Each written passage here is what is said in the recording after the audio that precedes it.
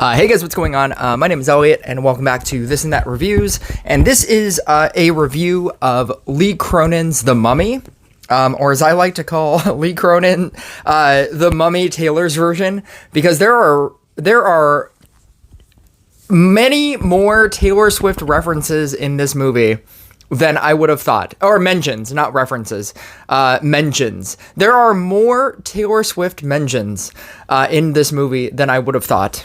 Because if you asked me prior to, going to see this movie, and what's funny is a lot of people were talking about ahead of time, like, oh, is this the Brendan Fraser Mummy? And it's obviously not. If you even kind of saw the trailer, there's no way this resembles Brendan Fraser's The Mummy. And if anything, it probably it looks more like Tom Cruise's The Mummy, if anything. But everybody was like, is Brendan Fraser going to be in this movie? Which is how iconic Brendan Fraser is. And welcome to This and That Reviews, where I compare movies to other movies. Brendan Fraser's The Mummy is my Indiana Jones.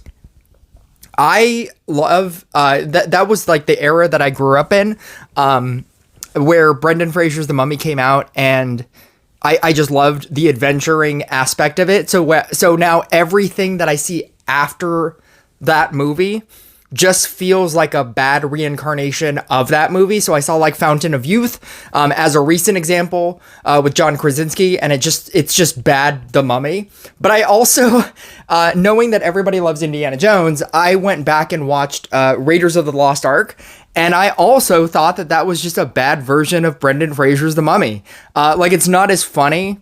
It has the action and adventure, but it's just not as funny. And I liked the fact that the Brendan Fraser Mummy was funny, and I'm so glad that they're making a new one. But this is very much not that.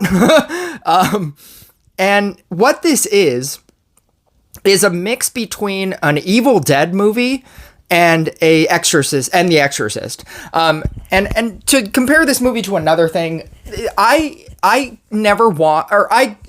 sorry. Every time I've tried to watch both the original Exorcist and the original Evil Dead, I can't do it. It exists at a time when, like, CGI obviously wasn't a thing, but like it's to the point where it's so bad. And these are two movies that would like really excel with the usages of both. And like the practical effects that are being used, and just the way that the movie looks, because they're both so old, especially Evil Dead. I just couldn't do it. I watched the original Evil Dead after I watched the new Evil Dead, where she's a drug addict and they go to the cabin in the woods, as opposed to the Bruce Campbell one. And after loving the new Evil Dead so much because it's so fucking insane, I went back and watched the original Evil Dead, and I hated it. I have not gotten through it. It looks like I'm watching a stage play at a high school, like at a high school. I was going to say at a high school musical. No, at a high school. I was like, why did I like pause there? It looked like I was watching a stage play at a high school. Like, you'd be like, you know what? This is pretty good for what they're doing. And I can't do it. I couldn't take it seriously. The effects and the way that the movie looks just look terrible to me. And I couldn't do it. But anyway, this movie, and I feel the same way about The Exorcist. Like, every time I see clips of The Exorcist and the amount of boundaries that it pushed at the time, and the things that the movie does, I accept that is a thing. I accept that was insane at the time, but it just looks cheesy with the effects and the sound effects and everything. This movie is the best version of both of those movies. I was watching this movie and I was like, I feel like this is how I'm supposed to feel about The Exorcist, and I just don't. And so I feel like this is the better version of both of those movies, like the two worlds combined. I loved Evil Dead so much, and I know that this doesn't sound like a review of The Mummy, but like, trust me, it is. It is without spoilers. or out of context. It is out of context. I loved the new Evil Dead movie. And when I saw Evil Dead Rise, I had so many high expectations for Evil Dead Rise because of the Evil Dead movie that I didn't think that movie pushed it far enough. In retrospect, it does. It's incredibly insane. If you watch it now, out of context of the original Evil Dead, the original remake or the original new Evil Dead, it's insane. The movie is insane. But I think I had so much high expectations for it that it fell short of that. And I was like, this isn't as cool as the original. But it is, and it's really good. This feels like the logical extension of Evil Dead Rise. And what's funny is that the director Lee Cronin, he also did Evil Dead Rise. And when asked, is this in the same world as Evil Dead? Or your created new version of the world, because spoilers for Evil Dead Rise, not minor spoilers for Evil Dead Rise. There is another book. There is another Necronomicon. It's not the same Necronomicon that's used in the first movie. They have made different versions of a Necronomicon. And so they find a different one. And so in this world that he extended, in Evil Dead Rise, there can be multiple books. So he was asked is this movie in that same world? And he said that his direct quote was that the similarities are obviously there. And if you notice the professor that the main dad goes to look for, they share a similar last name with somebody in Evil Dead Rise. Now, I didn't research this or anything, but the comparison is there. This feels like it was originally made as an Evil Dead movie. It wasn't, but this feels like it was originally made as an Evil Dead movie. But they didn't want to market it as an Evil Dead movie, and they were like, well, let's just make a Mummy movie instead, and let's just add some scenes where, we have to talk about mummy lore, and, let's make this take place in Egypt, right? And to compare this to another movie, it's kind of like a 10 Cloverfield Lane, if you ever saw that. 10 Cloverfield Lane is a movie that is quote unquote set in the Cloverfield universe. But what it really is this guy who has, a doomsday prepper. He captures he gets two a couple. And the movie starts where they're already existing in this bunker. And he's been holding them there because you can't go outside because aliens are outside and you can't. So it's a movie where John Goodman and these two characters are in this. Can we go outside? Is he holding us here, because it's dangerous, or is he just holding us here because he's lonely? And there's that cat and mouse kind of feel for it, that paranoia. And when you watch that movie, if you had no idea what the fuck even Cloverfield was, it works as just a paranoia movie. As just John Goodman and these two characters that are playing off of each other, because that's the whole movie. It's three characters in a room. And if you didn't know that was a Cloverfield movie, it still works as just a great movie. To spin off even more far off track, I loved 10 Cloverfield Lane is the better version to me than Begonia. Begonia is essentially the same movie as 10 Cloverfield Lane. I know I'm 4 Inception levels deep. I'm going to get back to The Mummy. I think that 10 Cloverfield Lane does not have to be a Cloverfield movie. They just made it a Cloverfield movie with the ending and with the description of why you can't go outside. That's it.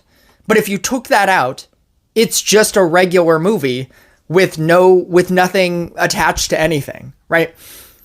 This movie feels like, instead of being an Evil Dead movie set in the Evil Dead universe, where all of this happens because somebody decides to read the Necronomicon, instead they had to add a mummy element. It's like somebody came to Lee Cronin and was like, we don't want you to do another Evil Dead movie, but you can use that script that you already wrote just change it and we'll just market it as a new Mummy movie. And that's how this movie feels. It feels like a great version of an Exorcist movie, and it feels like a great version of an Evil Dead movie. And if those two things, like the new versions of, if the new version of Evil Dead appeals to you, I think that you'll like this movie.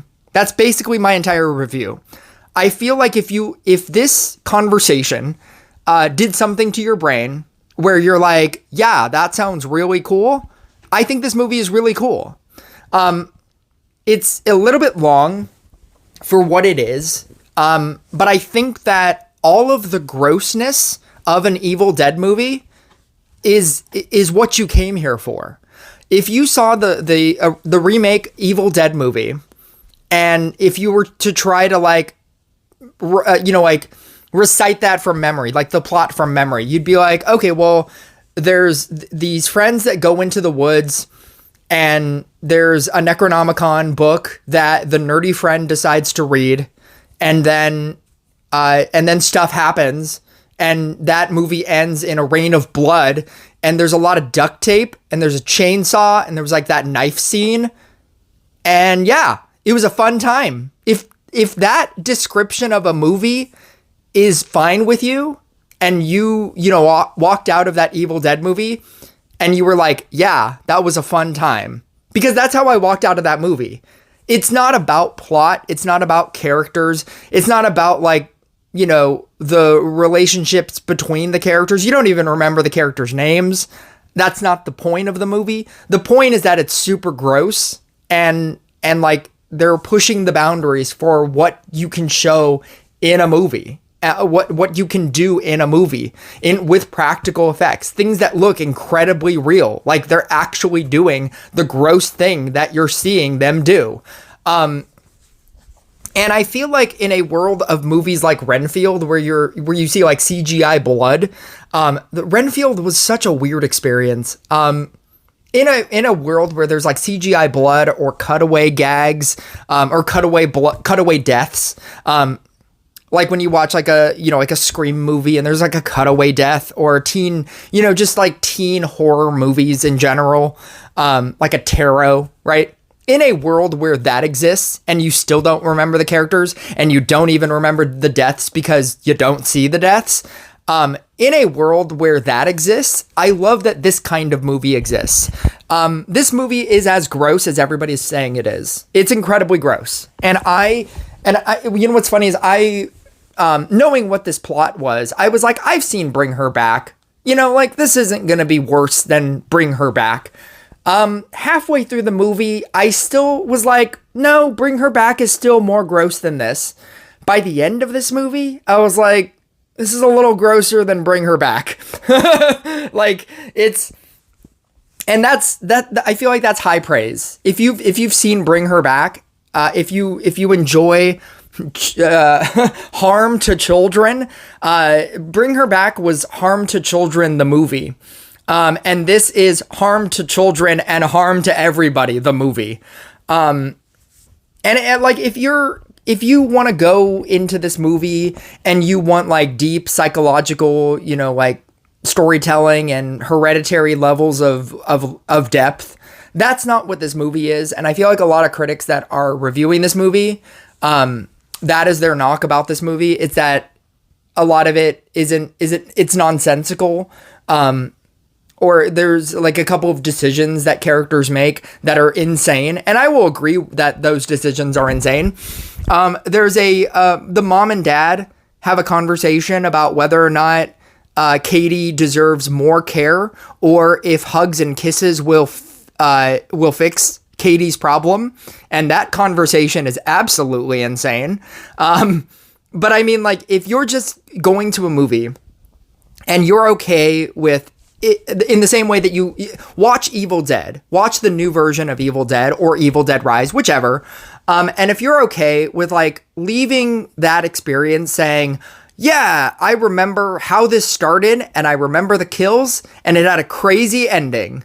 If you're okay with like that experience and you didn't like go into that movie being like, well, why did this happen? And why didn't they do this? And why didn't they do this? And that was dumb. They should have done this instead, and everything would have been fine. It's a movie where the reason, like the more and more stupid things that people do, it makes it so that the movie can happen, so that you can get gross kills. That's what this movie is. And if gross kills are what you came for, I think that you'll like this movie. I loved this movie. I loved this movie so much that it made me rethink Evil Dead Rise. And I think Evil Dead Rise is a much better film than I initially thought it was. Coming off of Evil Dead. I think that this is going, like, Evil Dead Wrath and Evil Dead Burn and Evil Dead Wrath are eventually coming out. And this is my cinema. Evil Dead Rise, The Mummy, Evil Dead Burn, Evil Dead Wrath. Like, this is my, Terrifier 1, Terrifier 2, Terrifier 3. I'm super excited for Terrifier 4. This is my, like, gross out cinema experience. And I love it.